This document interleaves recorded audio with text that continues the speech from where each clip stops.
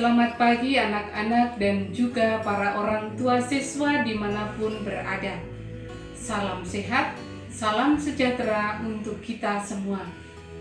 Kita patut bersyukur bahwa sampai detik ini Tuhan masih mempercayakan hidup dan kehidupan kepada kita sekalian.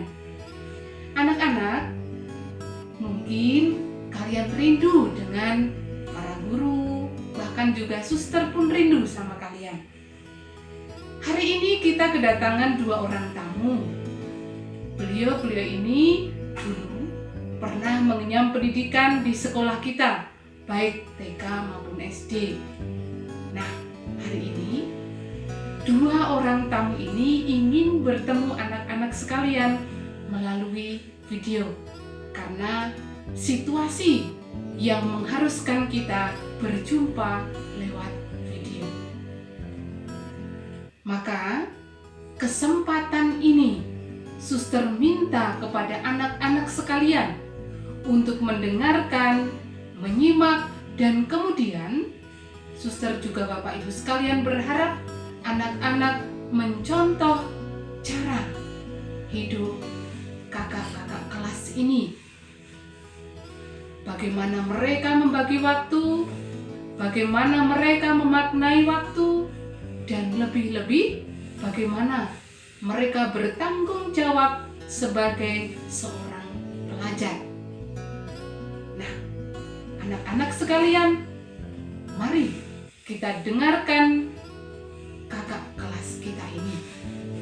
Mereka tamu, tetapi sekaligus juga menjadi teman seperjuangan untuk kita sekalian di dalam menjalani dan menjalankan kehidupan ini.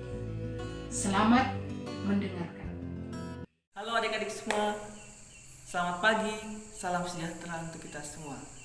Salam untuk keluarga dan saudara-saudara di rumah. Adik-adik, pagi ini saya ingin memberikan sedikit aja kisah untuk adik-adik. Perkenalkan dulu, saya Frater Widi.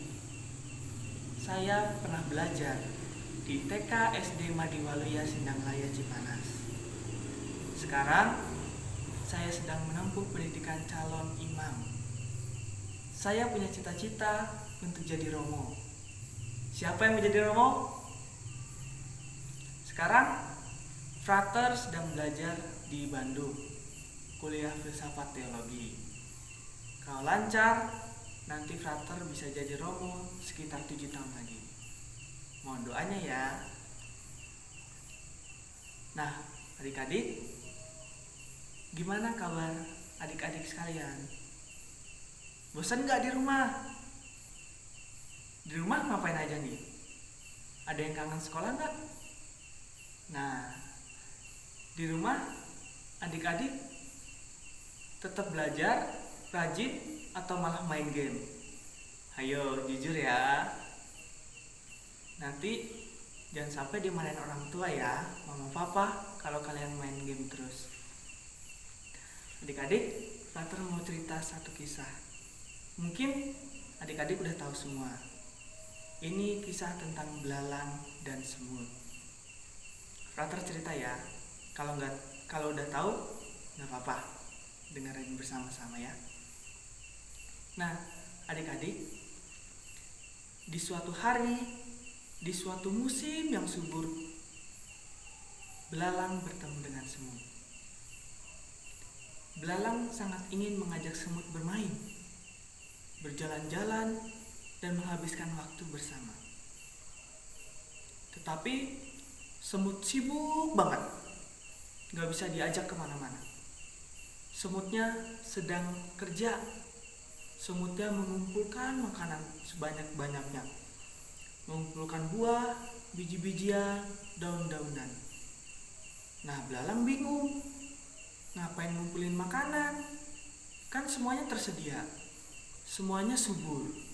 Buah-buah bisa dimakan kapan aja, daun-daun sangat segar, biji-bijian bisa ditemukan di mana aja. Bingunglah belalang.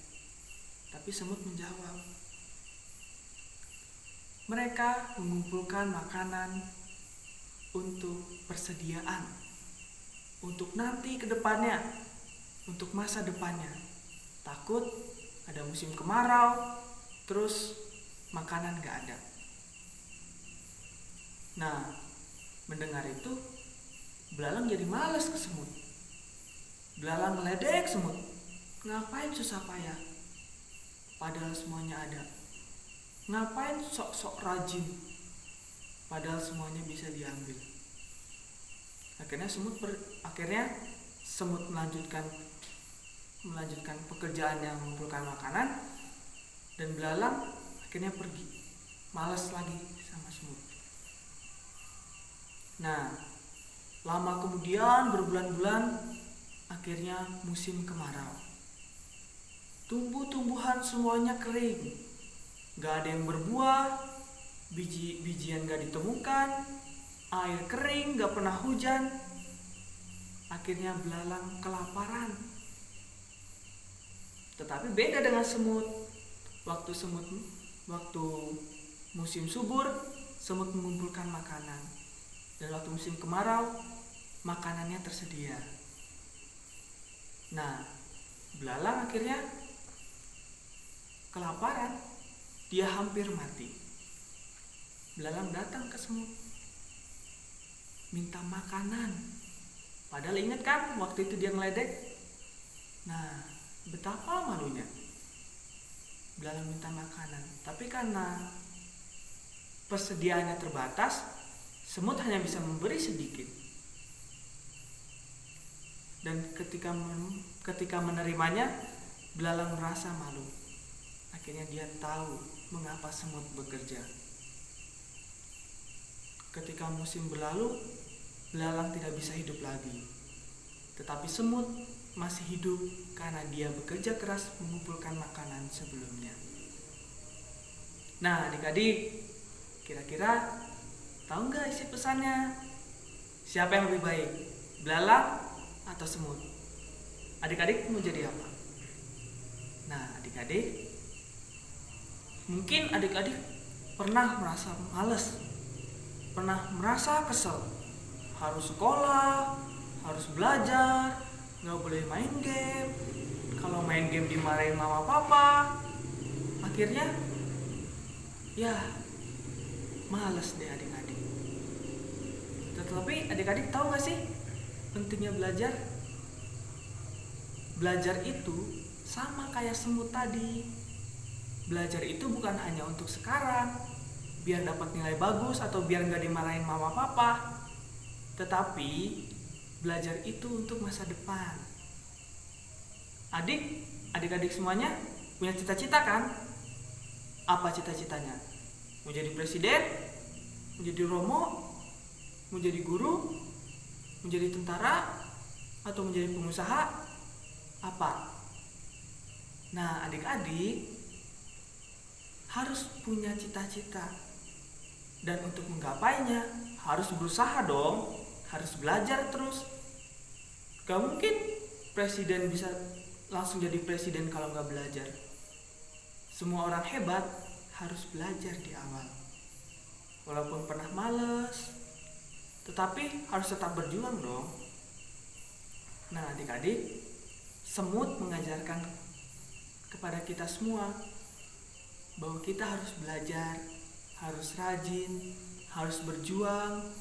Walaupun suka diledek oleh teman-teman yang sok rajin nih, tapi jangan pernah menyerah, jangan pernah takut, karena kita punya mimpi, kita punya cita-cita, dan itulah semangat kita.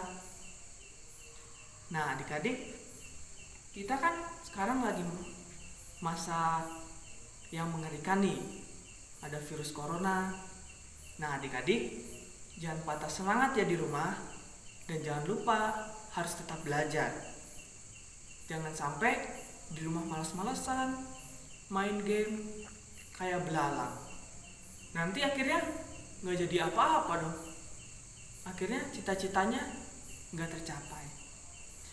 Adik-adik, mama papa juga punya doa, punya harapan untuk adik-adik sekalian. Guru-guru, belajar, guru-guru mendidik kalian agar belajar, punya harapan yang besar kepada adik-adik, bahwa semoga di suatu hari nanti, di masa depan, adik-adik bisa sukses, bisa mandiri, dan bisa hidup dengan baik. Dan tentunya hal itu harus dilalui dengan belajar. Makanya jangan suka marah-marah kalau guru atau mama papa sering marah-marah, sering menegur adik-adik kalau nggak belajar. Nah, belajar itu sangat penting. Kalau kita nggak belajar, kita mau jadi apa dong? Nah, makanya adik-adik, semoga walaupun di rumah, walaupun kita akan liburan, jangan lupa untuk belajar. Apapun itu, belajar membantu orang tua, belajar menghormati, belajar jujur, belajar tidak sombong, belajar tidak malas, belajar rajin baca-baca buku. Nah, Frater yakin pasti suatu saat kalian bisa mencapai cita-cita kalian. Dan semoga adik-adik bisa sabar di rumah, tidak mudik, tidak jalan-jalan kemana-mana, di rumah belajar bersama orang tua, dan akhirnya bisa selalu sehat di rumah. Dan semoga doa dari Frater, cita-cita kalian bisa tergapai. Dan juga tentunya nih, selain belajar ada satu lagi yang penting. Jangan pernah lupa untuk berdoa. Kepada siapa lagi kalau kita pengen minta pertolongan? Tentunya kepada Tuhan. Jangan lupa ya, karena kita mendapat berkat, mendapat kekuatan, mendapat semangat dari Tuhan.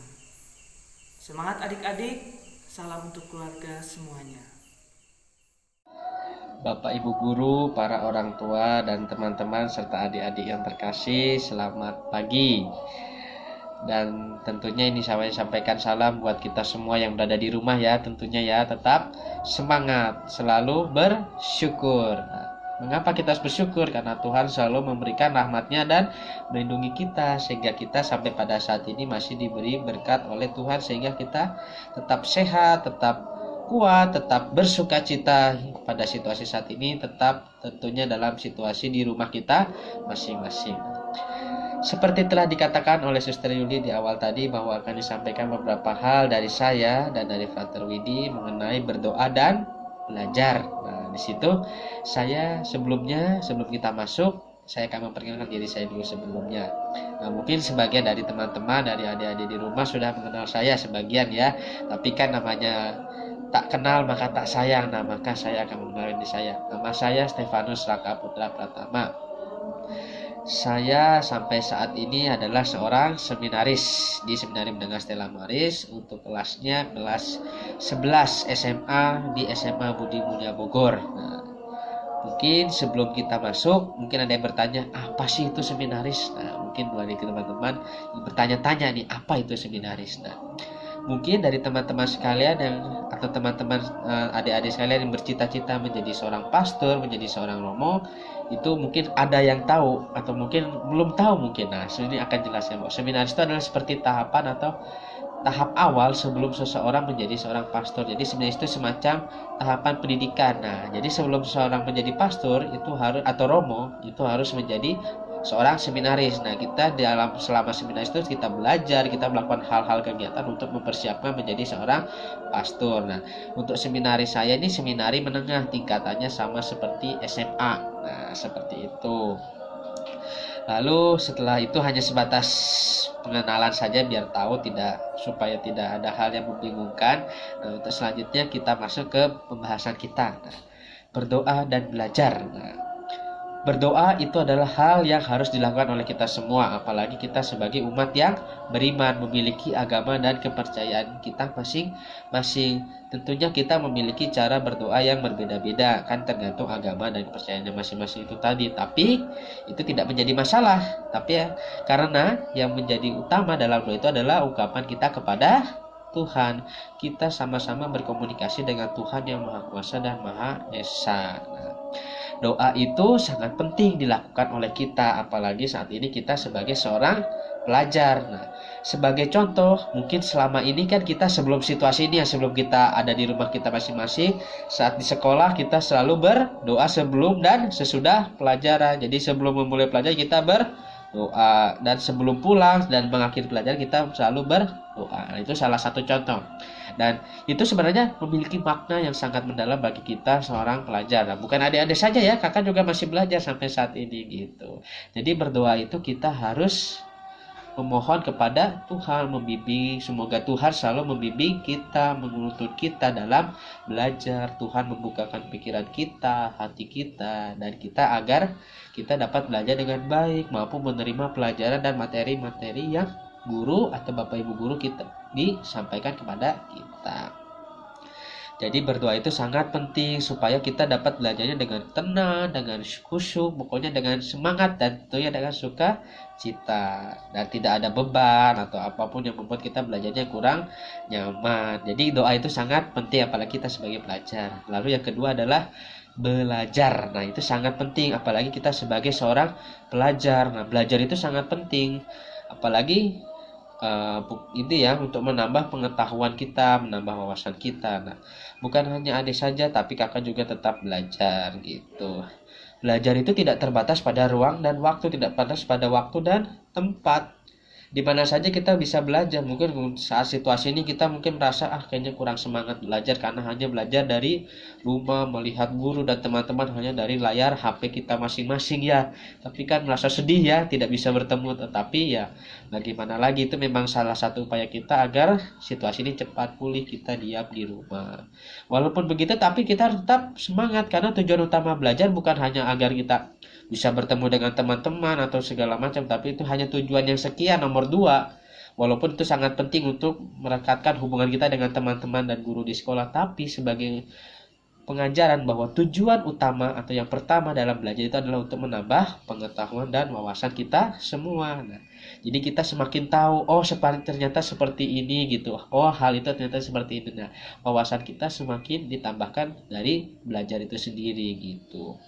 Jadi jangan hanya terbatas hanya di rumah jadi tidak semangat. Dimanapun kita belajar tetap semangat. Dan tentunya dengan semangat belajar itu juga disertai dengan tanggung jawab dan disiplin. Kita harus tanggung jawab sebagai seorang pelajar. Kita harus misalnya setelah guru memberikan tugas atau apapun kita harus langsung dikerjakan. Jangan hanya ditunda-tunda saja, giliran mau besoknya atau malamnya kita kalang kabut mengerjakan tugas, nanya sana nanya sini, nanya orang tua. Kalau kita kerjakannya cicil, ada kerja langsung tuh kerjakan gitu. Ada ulangan besoknya kita belajar, persiapkan diri. Jangan mentang-mentang baru 1 menit sebelum pulang, sejam sebelum pulang, atau paginya sebelum berangkat sekolah mau ulangan baru belajar. Nah, itu salah itu. Mungkin ayo pada ngaku yang di rumah pasti pernah yang seperti itu kan. Kakak juga sendiri pernah mengalami seperti itu. Jadi belajar itu ya sangat penting. Jadi tentunya disertai dengan tanggung jawab dan disiplin. Nah, disiplin tadi tanggung jawab, ini disiplin kaitannya dengan waktu. Waktunya belajar ya waktunya belajar. Nah, seperti saat ini di rumah kan ada pembelajaran online. Jadi kalau misalnya sudah jam segini belajar, nah kita harus belajar, jangan hanya main HP saja. Jadi ini ingat ya, ini bukan libur, ini belajar dari rumah teman-teman, adik-adik, ini belajar dari rumah, bukan libur. Jadi waktunya belajar ya belajar, tetap bangun pagi, mengerjakan tugas dari bapak dan ibu guru yang disampaikan melalui HP teman-teman sekalian, adik-adik sekalian gitu. Jadi bukan libur, jadi tetap belajar dari rumah, tetap disiplin gitu ya. Oke. Jadi mungkin itu saja yang bisa disampaikan. Jadi intinya pesan kakak, tetap semangat walaupun di rumah, dan tetap yang ingat yang pertama tadi berdoa sebelum kita belajar, tapi ini juga kita berdoa agar situasi ini cepat pulih sehingga kita semua bisa berkumpul bersama dengan teman-teman, dengan guru di sekolah. Oke, amin, siap. Terima kasih, tetap semangat. Tuhan memberkati.